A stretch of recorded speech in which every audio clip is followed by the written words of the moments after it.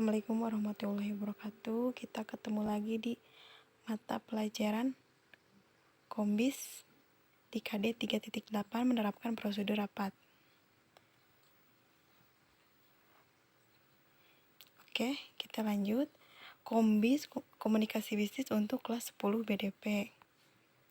Nah, kita mulai ke materi. Yang pertama, rapat. Rapat adalah pertemuan atau kumpulan dalam suatu organisasi, perusahaan atau instansi pemerintah baik dalam situasi formal maupun non-formal untuk membicarakan, merundingkan, dan memutuskan suatu masalah berdasarkan hasil kesepakatan bersama. Nah, di sini perbedaan rapat adalah rapat bisnis dengan rapat non-bisnis. Hal yang membedakan antara rapat bisnis ialah rapat dengan tujuan atau orientasi penyelenggaraan rapat tersebut. Dalam rapat bisnis tentu saja tujuannya adalah memperoleh keuntungan. Ini contohnya di dalam perusahaan ya. Terus kalau rapat bisnis biasanya memiliki tujuan kemasyarakatan, peningkatan pelayanan kesehatan, pendidikan, dan sebagainya.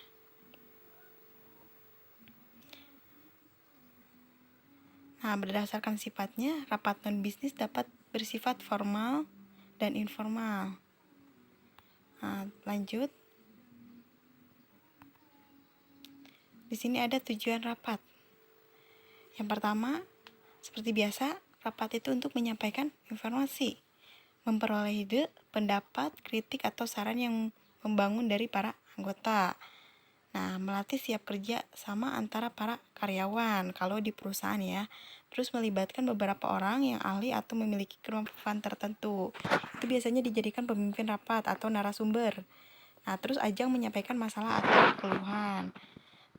Dan memberikan motivasi serta semangat, membantu pihak atasan dalam mengambil keputusan yang bijak dan tepat. Itu tujuan rapat ya. Lanjut. Di sini ada jenis-jenis rapat. Yang pertama, rapat berdasarkan sifat. Sifat dibedakan menjadi 4, rapat resmi, rapat tidak resmi, terbuka, dan tertutup. Nanti kita bahasnya lebih spesifik. Terus, berdasarkan jangka waktu. Ada rapat mingguan, berarti 1 minggu sekali. Rapat bulanan, berarti rutin tiap 1 bulan sekali. Rapat semester, setiap 6 bulan sekali. Dan rapat tahunan, setiap akhir bulan atau akhir tahun atau awal tahun. Nah, terus rapat berdasarkan frekuensi. Ada rapat rutin dan rapat insidentil. Nah, terus yang keempat, berdasarkan nama, rapat kerja, rapat dinas, dan musyawarah kerja. Terus berdasarkan urgensinya, rapat biasa dan rapat penting. Yang keenam, berdasarkan pesertanya, rapat vertikal, rapat horizontal. Dan di sini kalau misalnya rapat vertikal berarti rapat dengan para atasan. Kalau rapat horizontal berarti rapat dengan sesama karyawan. Contohnya seperti itu ya. Lanjut. Di sini ada syarat-syarat rapat. Yang pertama, ada susunan acara. Suasana berlangsung terbuka. Ini contohnya untuk rapat terbuka ya. Semua peserta rapat dapat berpartisipasi penuh. Artinya dapat menyampaikan semua aspirasi dari peserta rapat. Terus adanya kendali dari ketua rapat atau pemimpin rapat. Terus perdebatan pendapat didasarkan argumentasi, bukan emosi. Terus bahasa harus komunikatif ya. Menghindari monopoli ketika berbicara, artinya tidak boleh memotong pembicaraan orang lain. Terus ada keputusan dan kesimpulan di akhir rapat.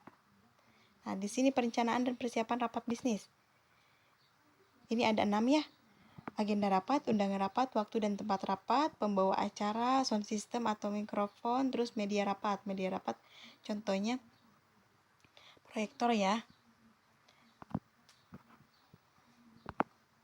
Terus teknik bertanya dalam rapat. Di sini ada tekniknya. Yang pertama pertanyaan umum, yang kedua pertanyaan langsung, yang ketiga pertanyaan tidak langsung atau dioperkan, yang keempat pertanyaan terbuka, yang kelima pertanyaan kembalikan. Nah, di sini ada notula. Notula, macam-macam notula terbagi menjadi 2. Yang pertama notula harfiah. Notula harfiah adalah laporan atau pencatatan seluruh pembicaraan dalam rapat, kata demi kata tanpa menghilangkan atau menambahkan kata lain.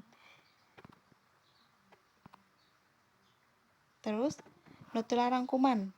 Notula rangkuman adalah laporan ringkas tentang pembicara dalam rapat yang ditulis oleh notulis mengenai hal-hal yang sudah ditentukan dan tema tujuan rapat. Nah, di sini notula dan notulis perbedaannya apa? Untuk notula ialah hasil dari rapatnya. Kalau notulis ialah orang yang menulis rapatnya.